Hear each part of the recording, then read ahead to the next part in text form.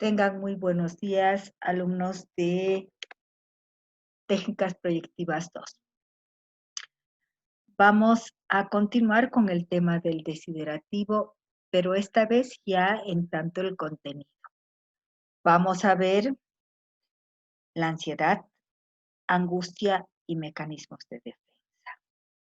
Van a ver cuán pertinente es el tema, puesto que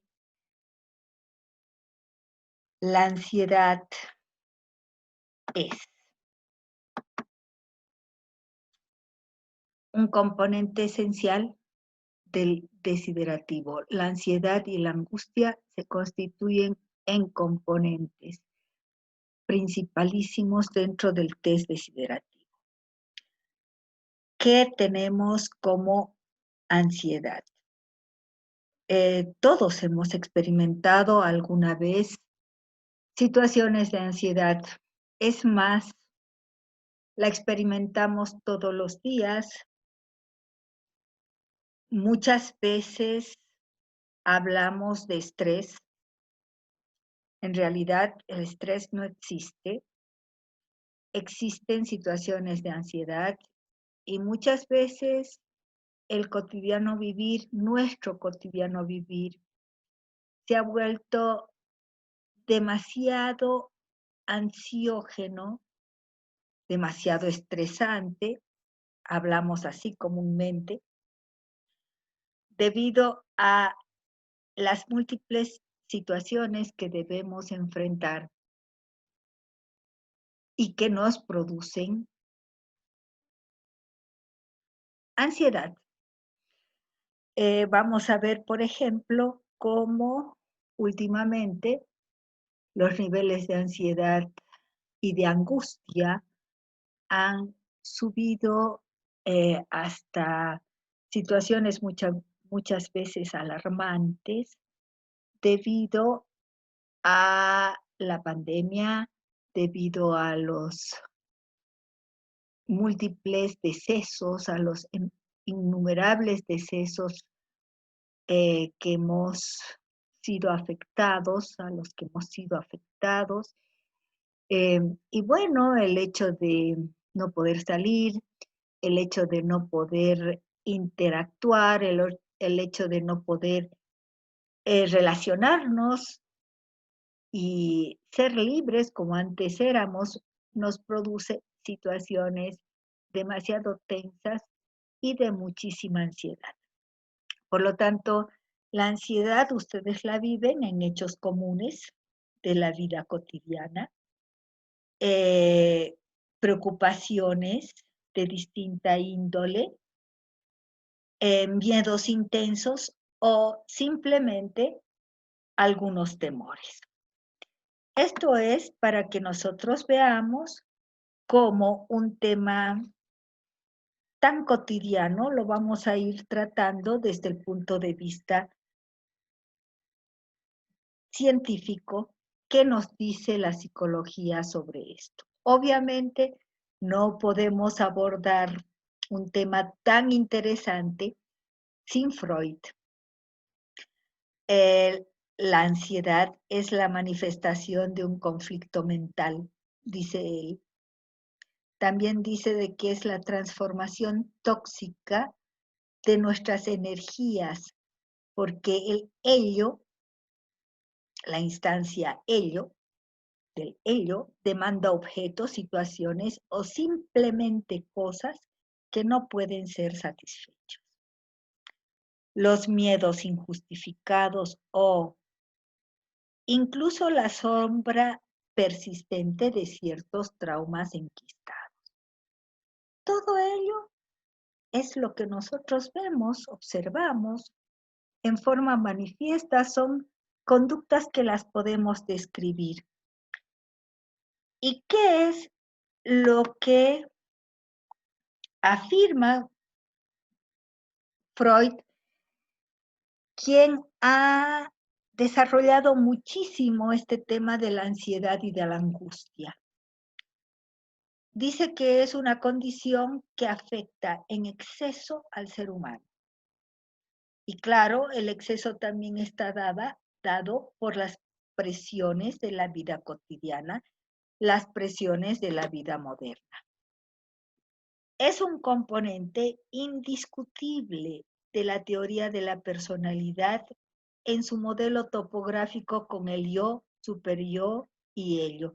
Vamos a ver cómo la ansiedad se relaciona con estas características que él plantea de la personalidad.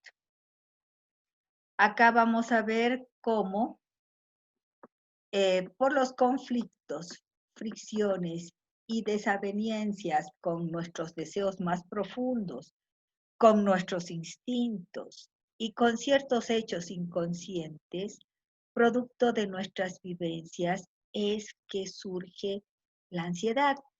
Porque el yo, que es la instancia que está en relación con la realidad, no tiene una tarea simple, puesto de que siempre estamos sometidos a los conflictos, a las fricciones y múltiples desavenencias.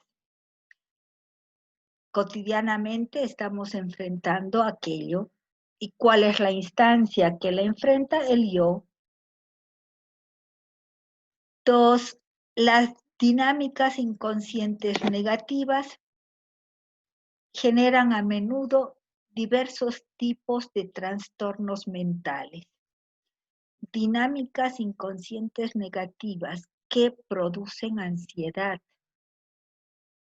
que son producto de estos conflictos, de estas fricciones, de estas desavenencias con nuestros deseos más profundos. Por lo tanto, estos choques pueden llevar a distintos tipos de trastornos mentales.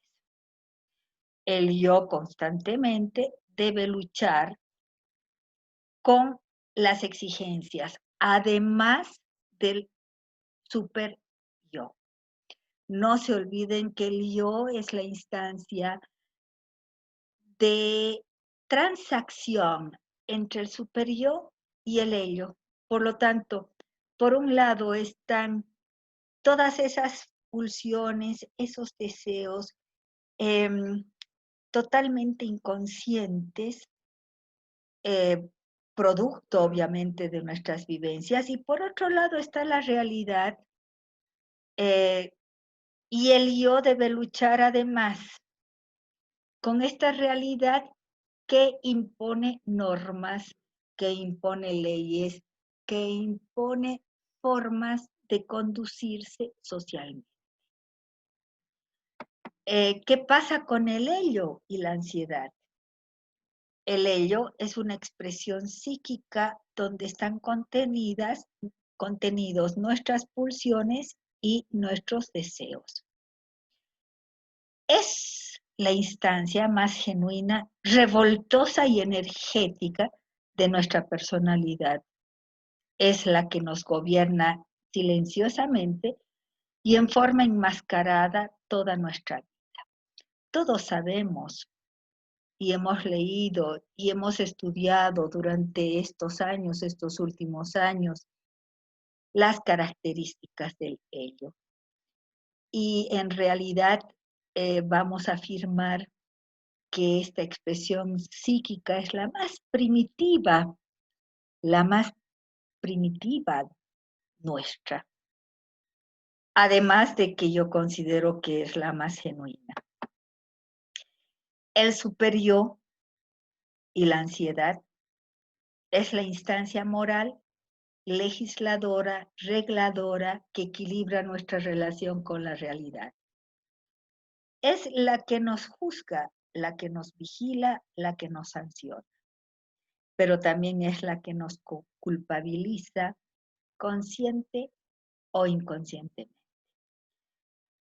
Como verán, estas son las instancias topológicas que Freud saca a relucir en su teoría y que todas ellas tienen determinada relación con la ansiedad.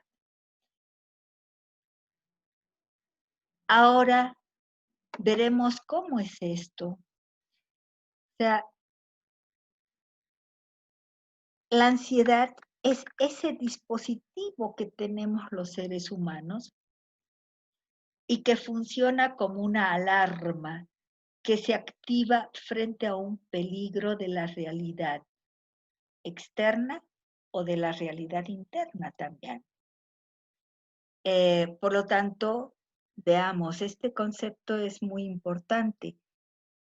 La ansiedad es un dispositivo, es la alarma, es la sirena que últimamente escuchamos múltiples veces pasar por la calle.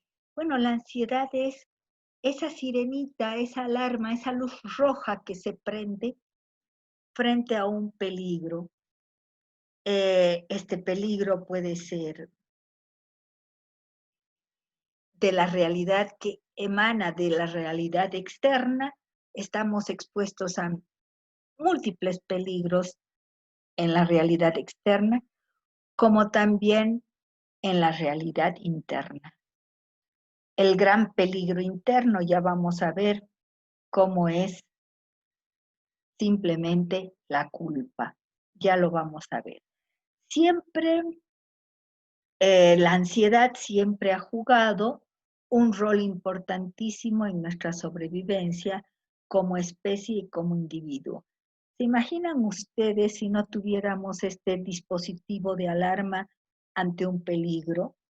¿Se imaginan a cuántos peligros estamos sometidos en la vida cotidiana? Y se imaginan que no tuviéramos este dispositivo, no tuviéramos esta alarma que nos dice peligro, peligro, cuídate, ¿no? Eh, por lo tanto, es un componente importantísimo dentro de nuestra persona. Acá vamos a ver los tipos de ansiedad. El psicoanálisis establece 3 tipos de ansiedad: la ansiedad realista, la ansiedad neurótica y la ansiedad moral. ¿Cuál es la ansiedad realista? Esta es una de las más identificables por nosotros. Por ejemplo, la ansiedad realista surge como reacción a un hecho concreto, objetivo y ante todo real. Por ejemplo, en estos momentos hay determinado tipo de ansiedad cuando salimos a la calle, vamos con barbijos, vamos con nuestros desinfectantes, porque existe un peligro, el peligro de enfermarnos, el peligro de contagiarnos. Así como en esta situación tenemos este peligro, vuelvo a repetirles, vean situaciones pasadas del año pasado. Durante el día estamos sometidos a múltiples situaciones que conllevan peligro. Al cruzar una calle, ¿cuántas veces no vimos el auto y casi nos atropellan? O muchos de nosotros hemos sido atropellados. Al enfrentar un examen. Por lo tanto, esta ansiedad realista es como su nombre lo indica, deviene de la realidad y está situada en la realidad. Existen miedos que pueden aparecer en determinadas circunstancias concretas donde existe un riesgo objetivo. Piensen ustedes, todos hemos atravesado alguna situación realmente de miedo, de temor, de mucho temor. Cuando estamos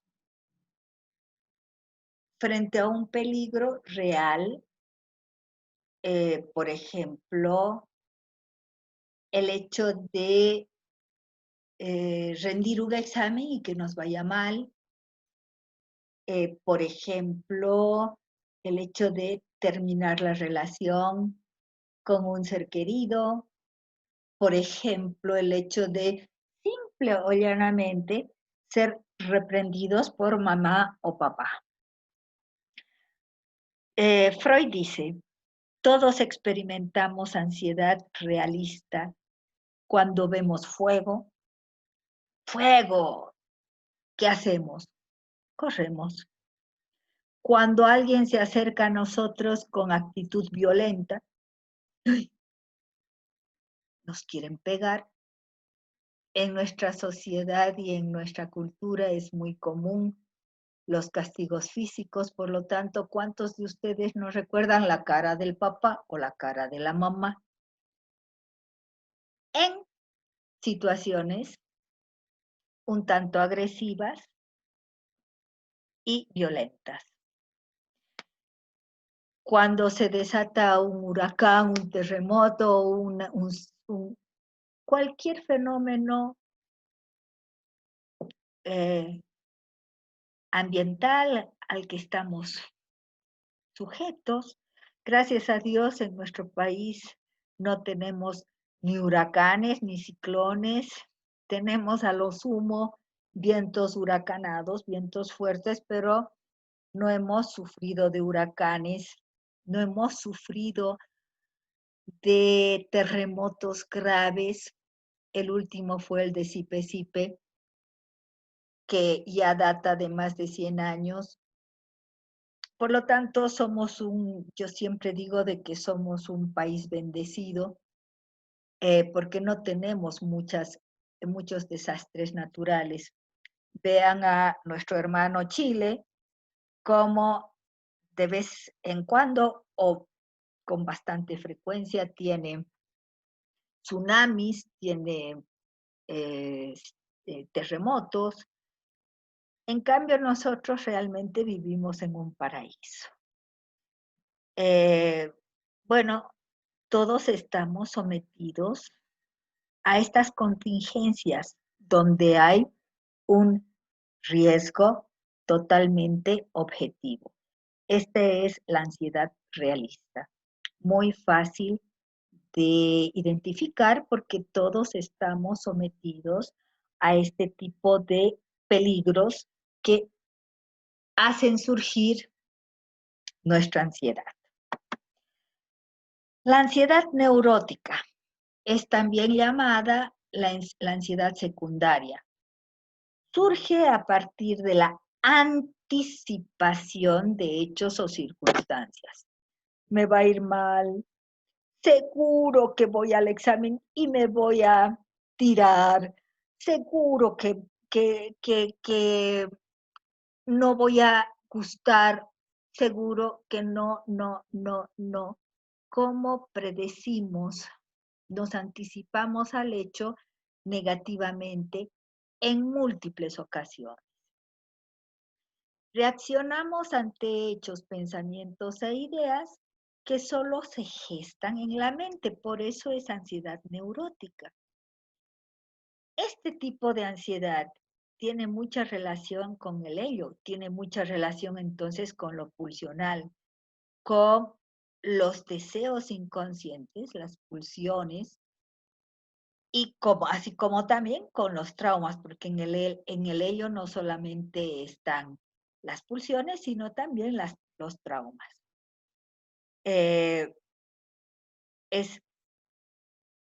lo que ustedes tienen que tener muy claro. Y el tercer tipo de ansiedad es la ansiedad moral, relacionada obviamente con el superior. Son aquellos mandatos inconscientes que han sido incumplidos por el individuo. Es el miedo o vergüenza al fracaso, a la desvalorización como persona, a la soledad como producto de las propias acciones. Es el no cumplir determinadas expectativas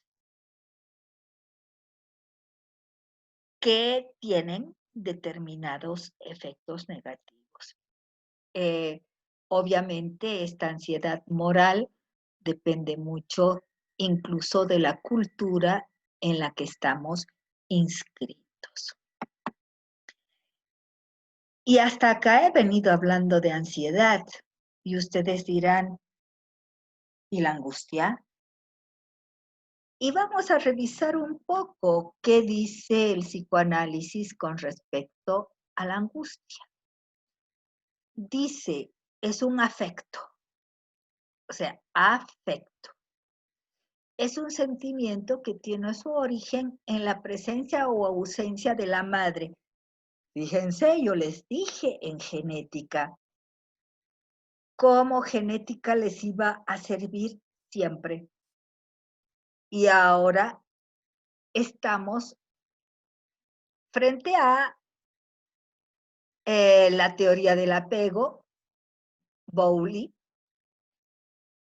donde hemos determinado en el cuarto semestre la importancia de la mamá. Además, hemos leído el libro de Spitz, psicoanalista, en el libro en el que Spitz plantea todo el origen, el nacimiento de todos nuestros vínculos afectivos primitivísimos con nuestra mamá y después con el mundo entero. Vemos de que la angustia puede degenerar en miedo o pánico excesivo en su aspecto más negativo. Pero también tiene un aspecto positivo, o sea, esto yo creo que es un descubrimiento que ustedes tienen que valorarlo. La angustia había tenido un aspecto negativo, esto del miedo o pánico excesivo, pero también había tenido un aspecto positivo, puesto de que puede ser el motor del movimiento, de la creatividad, de la reflexión, del trabajo y del amor. Eh, Fíjense cómo en momentos de angustia muchas veces se determinan logros que en otras circunstancias no podríamos realizar. Como ejemplo podemos dar eh, ese cuento en el que ven que tal vez todos ustedes lo conocen, o sea, una madre ve que su hijo está por ser atropellado por un auto que estaba estacionado en un declive. Y la angustia que tiene la mamá hace de que pueda frenar con un cuerpo vulnerable, débil, flacuncho. O sea, las mujeres nos caracterizamos por no ser tan fuertes físicamente, hablando de musculatura, y sin embargo ella puede frenar por la angustia que se suscita ante la posible eh, pérdida del hijo o ante el posible accidente que tenga el hijo. Y como este podemos hablar en muchísimas otras situaciones y otros ejemplos. Por lo tanto, qué bárbaro.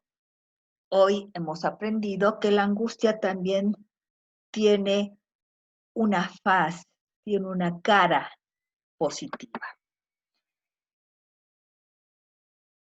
Pero hemos hablado de la angustia y hemos hablado de la ansiedad.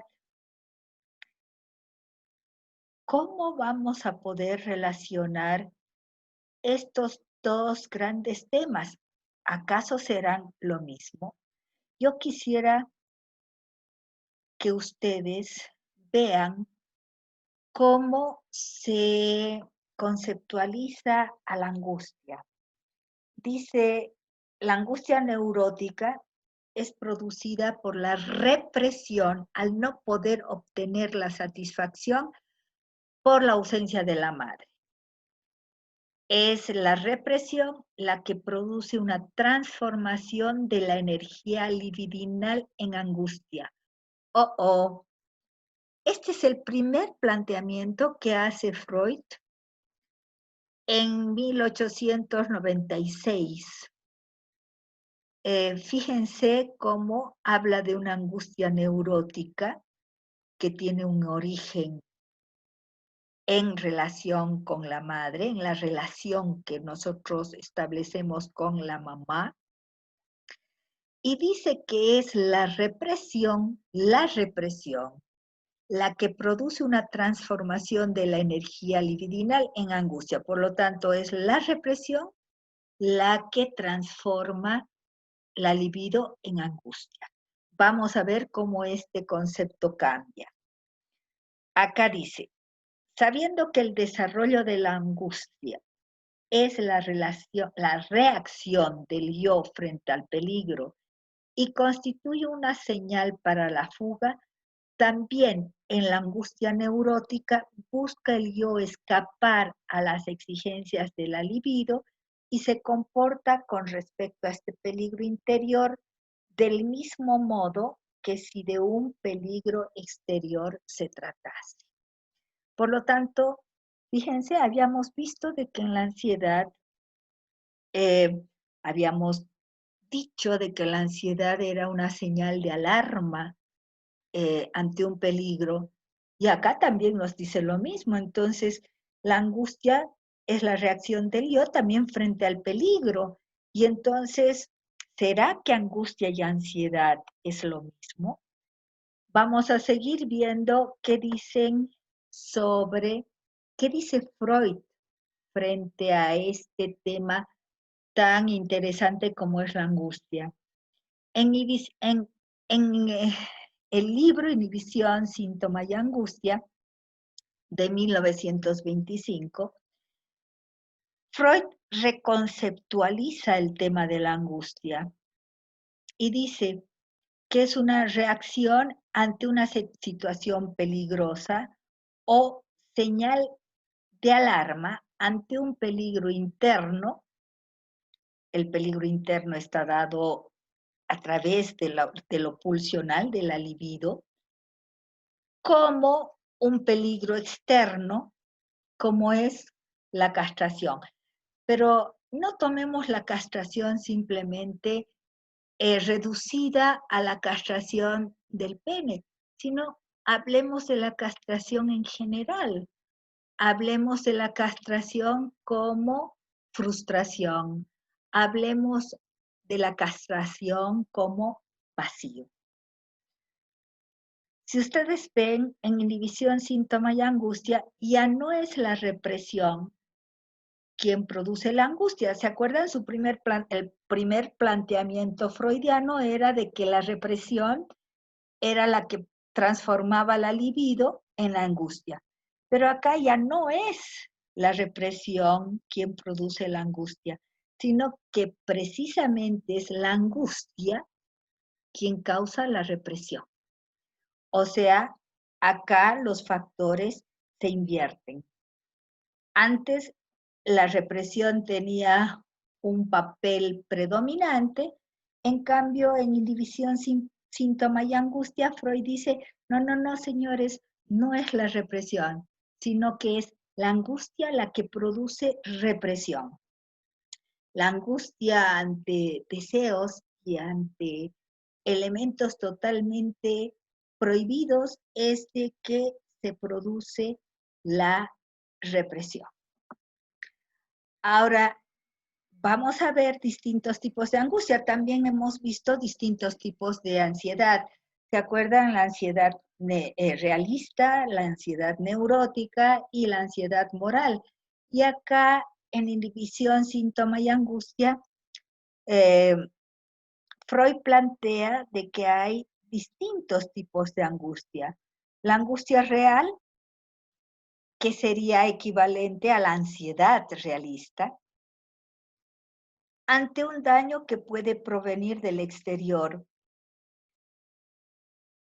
Este daño que puede provenir del exterior es un daño objetivo, es un daño que está situado en la realidad. Y dos, la angustia neurótica. Fíjense acá que también es equivalente a la ansiedad neurótica, que en esta ocasión Freud dice, que puede ser observada en 3 circunstancias. Uno, como angustia flotante o expectante debido a la libido insatisfecha. Esta es la neurosis, por ejemplo, de angustia, que muchas veces se manifiesta en pacientes cuando vienen al consultorio y dicen, me siento mal y no tengo por qué. Había una paciente que me decía, tengo el mejor marido del mundo, tengo los hijos más buenos, más emprendedores, más inteligentes, más lindos. Tengo el negocio más próspero, todo lo que toco se convierte en oro porque mis negocios son prósperos y sin embargo me siento mal. Es decir, esta angustia flotante es una situación, es un estado en el que no hay un hecho real, no hay un hecho objetivo, concreto, que haga sentir de esa forma a la persona. Por lo tanto, así como este ejemplo, tenemos muchísimos otros, tanto en varones como en mujeres, en las que es una angustia sin un porqué. Tenemos dentro de la angustia neurótica la angustia fóbica, vinculada fijamente a determinadas representaciones. La fobia o el síntoma fóbico es creado para evitar el acceso de angustia. Claro, tengo miedo a, no soporto las arañas, no soporto las alturas, tengo terror a los ambientes abiertos o terror a los ambientes cerrados. Ya sabemos las múltiples expresiones de angustia que nosotros tenemos como fobias. Y tercero, dentro de la angustia neurótica, tenemos acompañando a síntomas más duraderos, como en las distintas neurosis por los procesos de represión. Por ejemplo, en la histeria o en la obsesividad. Ahora bien, ¿cuál es el origen de la angustia?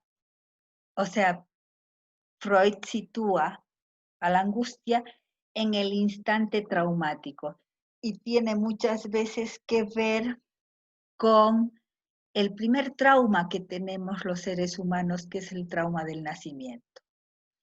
Segundo, el origen de la angustia es como una señal de amenaza de la posible repetición del síntoma.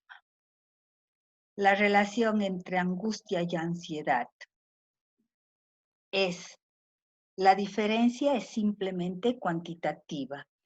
La ansiedad es de menor intensidad, en cambio la angustia es de mayor intensidad. Y en la angustia tenemos implicaciones somáticas como sudoración, palpitaciones, palidez, náuseas, vómitos, temblores, etc. Y por último hemos dicho mecanismos de defensa. Son principalmente inconscientes y el individuo los utiliza para defenderse de emociones o pensamientos que producen ansiedad o angustia. Entonces los mecanismos de defensa surgen por la ansiedad y angustia ante los sentimientos depresivos, ante un peligro, ante una herida en la autoestima, por si llegasen a ser conscientes. Por último, sabemos que los mecanismos de defensa son funciones características del yo. Con esto damos por finalizada la primera clase teórica sobre el desiderativo, el cuestionario desiderativo. Tengan ustedes muy buenos días. Que tengan un lindo día.